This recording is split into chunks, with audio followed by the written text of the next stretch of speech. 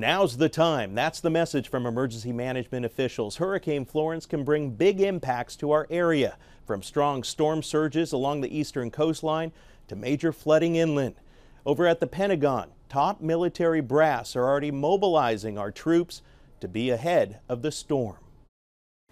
Northern Command is sending an advance team to the Emergency Operations Center in Raleigh, North Carolina today to conduct an assessment and coordinate with federal and state partners. Pentagon leaders say hundreds of troops are ready to be deployed at a moment's notice, while FEMA is setting up operations at Fort A.P. Hill, Virginia. Joe Bastardi, chief forecaster for Weather Bell Analytics, tells CBN News the worst could come days after the storm hits. What this is, it's not going to move fast. It's going to go inland, sit over the southern Appalachians, and lead to 3 to 4 feet of rain in parts of South Carolina, North Carolina, perhaps even into Southwest Virginia. So when this is all said and done, this is probably going to be the costliest storm in the history of the Carolinas, because not only are you dealing with a major hurricane hit, but you're dealing with flooding of biblical proportions.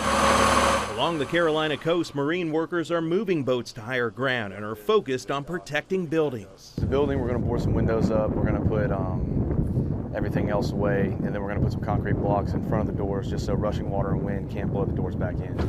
In Charleston, South Carolina, people filled sandbags and stocked up on food. Did you need help with anything? Oh, I got it. Okay, Thank fantastic. you. Yes, ma'am. While in Myrtle Beach, many are getting ready for life off the grid, buying up generators, flashlights, water, and lots of plywood to cover up windows. All I need to run is a refrigerator.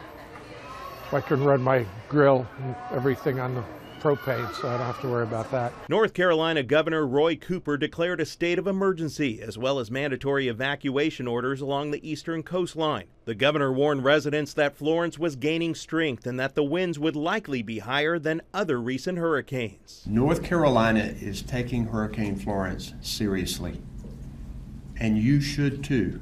Hurricane Florence is now intensified to a Category 4 hurricane with 130-mile-per-hour winds. Scientists over at the National Hurricane Center predict that it could reach 150-mile-per-hour winds before it makes landfall Thursday night. Eric Rosales, CBN News, Washington.